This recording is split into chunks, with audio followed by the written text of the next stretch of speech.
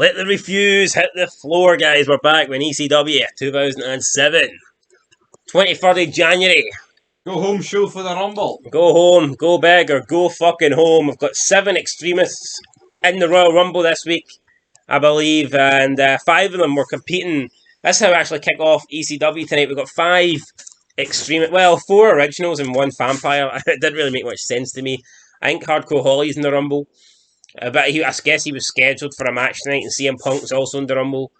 But he was also, I guess, scheduled for a match.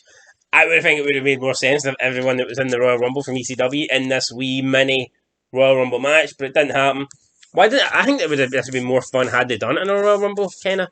I'm not even suggesting 2 minutes per entry, but I'd have probably done the same thing, but maybe 30 seconds. Or a minute even. Oh, it was just a wee taster, like. So, it was nothing. It's Sabu, Sandman, Tommy Dreamer, RVD and Kevin Thorne. 5 men in the ring. Over the top rope rules. Whoever wins this, no stipulation. I mean, I'm not even saying the number 30, but what have you made it? Winner of this? Bloody, it's the last ECW guy to enter the Rumble. No, I mean, I guess when you're picking out balls, there's no way you could. Yeah, that's right. I don't know what way they could have done it.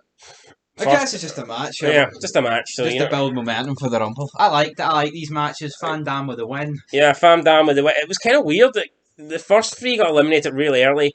Sabu goes for like a Hurricane Rana, tries to get rid of Dreamer. I don't know if Sabu was trying to hold on, but he doesn't. And then Dreamer, about 2 seconds later, flies over after him. I don't know if it's a botch or not. Then Kevin Thorne eliminates Sandman, and then you're probably thinking, right, well, here, this match is going to end soon. But then it actually turned into like an actual match between Thorne and RVD. But which might make it even more Sabu and Dreamer botched. Yeah. I wouldn't be surprised if Sandman's going out first in this match. Well, I mean, I think Dreamer was supposed to go. I think Sabu was supposed to hold on, and he didn't. See the amount of way Sabu fucking botches on a daily basis, so I wouldn't be surprised if he did. RVD, big audible call from Kevin Thorne here. Basically shouted that he was going to throw him over the top rope. Even the people in the nosebleed seats heard it. Tried to throw him over. RVD counters with some kicks. Does a super kick to Kevin Thorne. Kevin Thorne flies over the top rope, hangs on. Then RVD jumps up and does the jumping side kick from the top rope, and Kevin Thorne flies off. So, I mean, good opener. Kevin Thorne looked pretty strong here, but he said last week he was going to win the Rumble, and I just don't see it. So, you know what I mean? I could be wrong. I'm pretty sure Undertaker wins it, but I guess we could be wrong. I mean, it could be Kevin Thorne. It could be Kevin Thorne. Maybe Undertaker just looks like Kevin Thorne. Just because you lost a job or 5-man match between 5 drug addicts on ECW doesn't mean you're not going to beat Shawn Michaels, take out Edge Orton. I mean, those sort of things. That doesn't matter. Of course not. I take it Cali's already been moved then. Must have been, Good riddance. I mean, guy just doesn't belong on an ECW show. Just doesn't fucking belong. Yeah, well, pretty much. So after this, we had Marcus Corvon, who sort of seemed like a face in his debut. Tonight, he's definitely seemed like a heel. He's in Alabama. Is that why? I don't know. Racist. He beat him with a pounce tonight. He beat him with an armbar. So you know that's what it is. Versatility, brother. But Marcus Corvon actually can talk.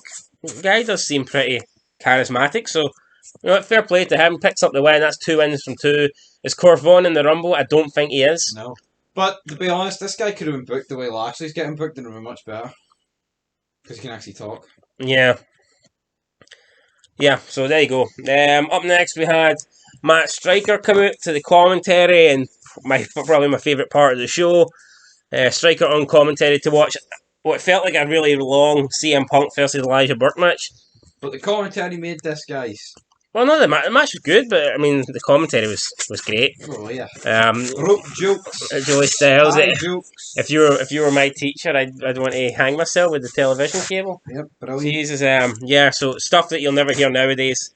Which makes it that much better because it's not going to happen. I mean, Taz and Joey Styles are great in their own, but every time they get someone out with them, they seem to be good. Whether it's Matt Striker or Brad Armstrong, definitely, probably the best thing I'm enjoying at the moment on ECW. Burke dominates Punk, but gets the win. So, Punk gets it. Yeah, Punk gets the win. Build momentum. Burke not in the Royal Rumble match. I guess Sylvester Terkai's gone as well. He wasn't here tonight. 1 week he's there, 1 week he's not. But I think this is a week. No, I think this is a week he's permanently not. So yeah, Punk wins, decent match with a roll up in the end. I think they kind of I think they botched it. I think they botched the finish. It looks like they were trying to roll through, but Punk, I don't know. I thought they botched the finish a wee bit because it doesn't really make much sense to me that he was holding his tights despite the fact that Punk was winning. Yeah, so I thought it looked like a botch, but who cares? It's alright. Sorry. I mean, Dave Meltzer might be crying in his basement over the fact. I can't give this match over 1.5 stars because it was a bit of a botch. I mean, I liked it. It was alright. Now will Dave your fish. Then Punk celebrates, and yeah, I see instead of Joey Styles killing himself hanging himself with a cable. Why isn't Max Striker choking him with his tie, his ugly ties? Mm-hmm. I mean, that Taz was slabbering. He just told him straight, like, fucking got to love Taz. Max Striker comes out and asks him why you're not wearing any of the ties on TV that I gave you. They're awful. They're ugly. But anyway, yeah, there was no cable hanging or choke tying, so there you go. We're just a couple of months away from Benoit, and then we'll be getting all the hanging. All you need, brother. Your yearly dose of hanging, brother. Hold on here. I wonder if Joey Styles can still make those kind of jokes after Benoit. No. Fuck, that's probably it. Fuck you, Benoit. Bastard. Like, see on the first ECW after Benoit dies, I doubt Joey Styles is saying he wants to hang himself with a television cable. No, obviously not. No danger. Anyway, Benoit's left us hanging. But up next, we had Extreme Expose came out. Kelly we have two new friends. Well, he's not the other way about. The striker came out. Nah, was, but I mean, who cares? No one cares, guys. Yeah. I mean, it kind of felt awkward the way that Brooke announced herself. Then Layla kind of announced herself with a bit more, yo, I'm Layla, kind of, you know. And yeah, then she announced herself with like a 15 rating on 2. Yeah. Kind of promo. And then Kelly announced herself, and like, we already know you, so. And then they get interrupted by a Test promo package. But it seemed like it was Striker. And then it wasn't Striker or Test, it was just... Yeah. Unless Mike Knox. Unless Test. Unless Test is saying, like, I'm the God's gift ECW, play my fucking promo package. I don't know what happened, but yeah. It was alright. Some dubbed in music. I mean, the dubbed in music made you think the crowd were dead, but I'm pretty sure. They wouldn't. I mean, nowhere near been that deed. I'm pretty sure they weren't deed. And yeah, so Extreme Expose are now on ECW. I don't know where Mike Knox is. Probably back in fucking development. Who knows? And then, with a wee backstage segment with Hardcore Holly. He says to Test he doesn't know what he did to get this match changed tonight. But Hardcore Holly says he will not stop until he becomes ECW champion. God fucking help us. When's this guy get transferred to Raw or SmackDown? I know he goes to Raw, so... I think it'll be the draft. Oh, really? Could be after the Rumble. No, actually, no. I've seen him in a couple of pictures as after the Rumble. Damn. We've got at least another 6 months or so of Bob Holly, or 5 months, I don't know. However long we keep watching this shit for, guys. I think he goes before then, because he's in a team with Cody Rhodes. When do you think fucking Cody Rhodes debuts? 07? Aye, we'll know yet. Right, anyway, main event time, Test versus Bobby. Why this is a match when they're at the pay-per-view on Sunday? I would have liked a wee bit more and that's what I mean, Hardcore Holly's complaining to Test, how did you get this match changed? Yet Paul Heyman's not around anymore.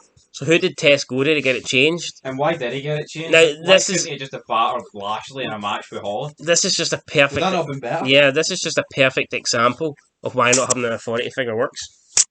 I mean, Raw's at the moment's got an authority figure. Don't know who it is, like, but I'm pretty sure it's got one. I think the McMahons are just on, aren't they? Yeah. SmackDown's got Teddy Long, but ECW has no one. And that's what I mean, like, who did Test go to get this changed? It just doesn't make any fucking sense. And in the end, it's just, he gets beat after a 2 turnbuckle. Yeah, so he gets beat, tried to cheat, used the chair, and to me it's like, you've already tried to cheat and you couldn't win, so what chance do you have at the pay-per-view?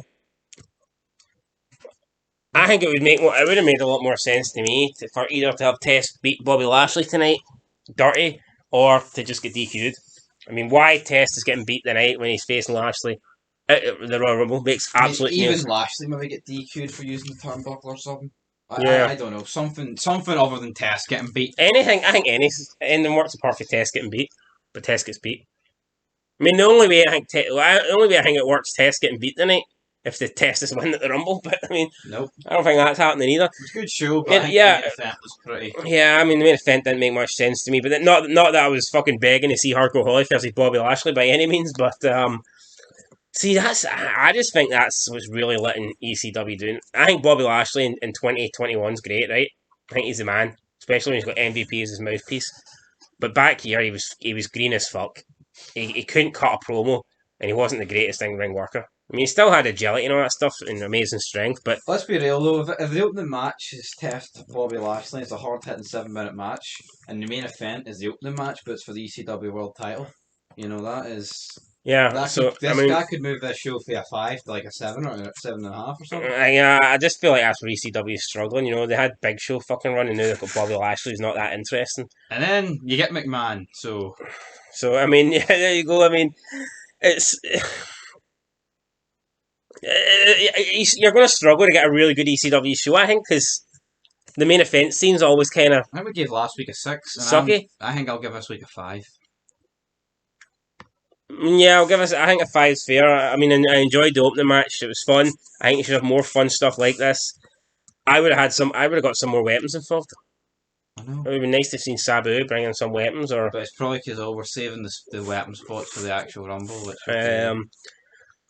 an extreme fucking 5-man Royal Rumble. Who knows? I'm giving it 5. You're giving it. I'll give it a 5 as well. I think 5's fair. The commentary with Striker, Taz, and Joey Styles is fantastic. So there was nothing bad on this show. No, nothing bad. Not like today's shit.